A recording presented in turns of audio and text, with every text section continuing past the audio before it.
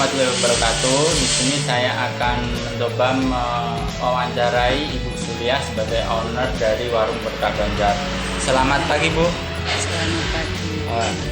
Ini boleh diceritain sedikit sejarah mengenai usaha ini? Masalah usaha itu semuanya kuncinya ada di diri kita ya, Mas. Ya. Ada kemauan, keinginan. Pokoknya dari awal itu dari keinginan lah. Ingin buka usaha gitu ya, akhirnya nemu jalan usaha ini juga mungkin ya kita yakin Allah yang ngasih jalan seperti ini dari usaha kita ya, dari keinginan kita. Ini berdiri sejak kapan? Dari 2003. Oh, 2000. Dalam lama banget. Ini dari dulu di sini, Bu? Iya. Dulu sih warungnya kecil ya, keripik gitu. Terus ya alhamdulillah bisa digedein seperti ini. Kalau boleh tahu ini, Bu, ini modal awalnya itu apa, dari pinjaman dari bank atau ada usaha, maksudnya uang sendiri? Ya alhamdulillah itu ya, Mas, dari awal itu karena kita ngerintisnya dari nol, kita juga usaha dari duit sendiri, dari modal sendiri lah. Karena ya awalnya dari nol, kecil, dari sedikit-sedikit gitu ya. Sampai sekarang alhamdulillah ya. Kita nggak pinjem lah, Mas. Kita jalanin apa yang kita dapat gitu, biar nggak mumet. Kalau boleh tahu, Bu, ini kan sudah dari 2003 sampai sekarang ini apa sih, Bu, tipsnya kok bisa berjalan terus, Bu? Kalau boleh. Ya masalah sebenarnya itu ya, kalau kendala, tantangan, rintangan itu dari awal juga ada, Mas, banyak. Tapi ya alhamdulillah kita perjuangin. Memang orang berjuang itu ya nggak gampang ya. Bagaimana sih, Bu, strategi pemasaran? Kan ini juga banyak kan sekarang berdiri warung-warung yang lain, ini bagaimana strateginya? Ya yang penting kita yakin aja lah, Allah itu nggak bakal ketuker lah rezeki kita sama orang lain gitu. Jadi selalu optimis gitu. Yang penting kita tetap berusaha, semuanya dasari ya kita usaha karena Allah nggak bakal ketuker. Kita yakin katanya rezeki itu nggak bakal ketuker sama yang lain. Niatnya ibadah, nyari berkah barokahnya itu. Ya.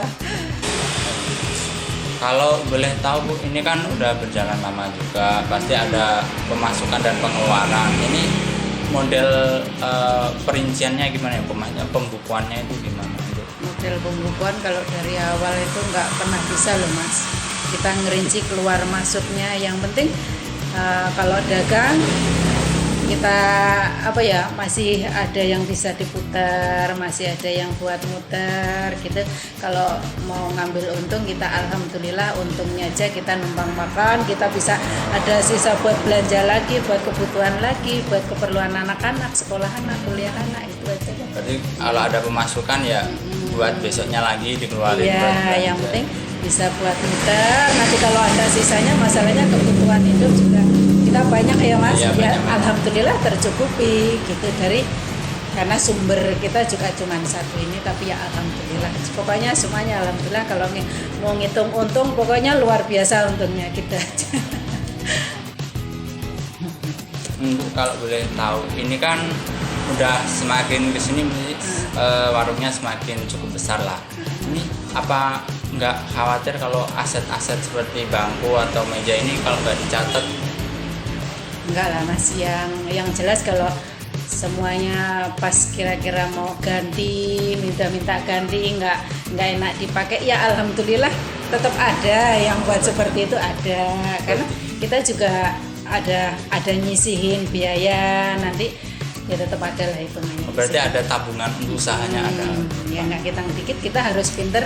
Karena kayak Ibu kan nggak bisa bukuin ya, pernah itu suatu saat dibukuin, duit keluar kok segini banyaknya, kok duit segini banyak habis, giliran dihitung di buku ada sih, Mas, tapi gitu kita mikirnya kalau ngitung yang udah keluar pusing bener. Wah, bisa stres, ini bisa stroke aku kalau mikirin yang udah keluar. Yang dipikirin gimana aja mau ada usaha buat rezeki itu masuk gitu. Pernah dulu juga dibukuin, kok duit segini habis ya gitu, giliran ngelihat tulisan semua ada, tapi kalau dipikir aduh bisa stres, bisa stroke, aku mikirin kayak gini bisa darah tinggi gitu Mas. Jadi udahlah, yang penting kita fokus ke usaha, yang penting Berarti yakinlah sama. tidak ada pembukuan tuh karena bingung gitu.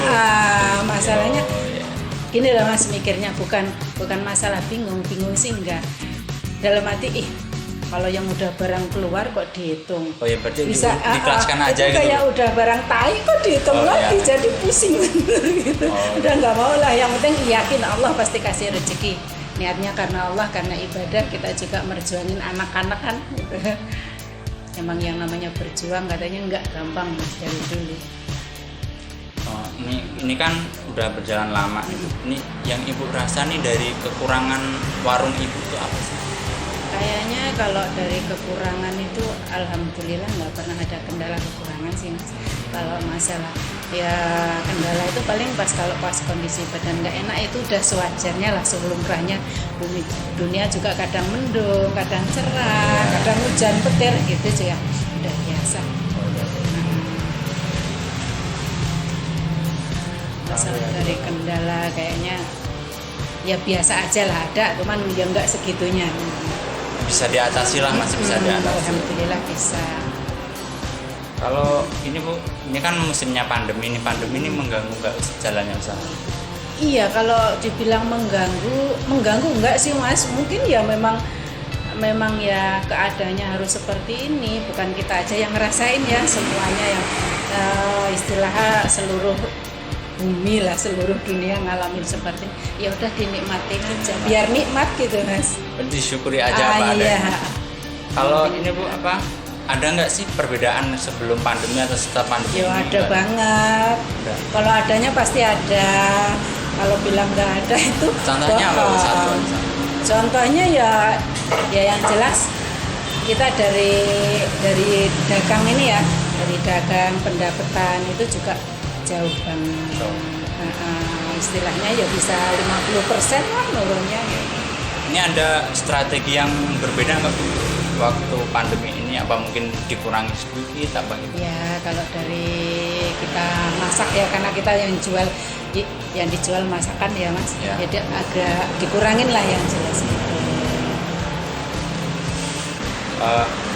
Mungkin itu saja yang saya tanyakan ke Ibu dan sudah dijawab semua. Jadi terima kasih teman-teman telah mengikuti video ini. Apabila ada salah, kami mohon maaf. Wabillahi taufiq wal hidayah. Wassalamualaikum warahmatullahi wabarakatuh.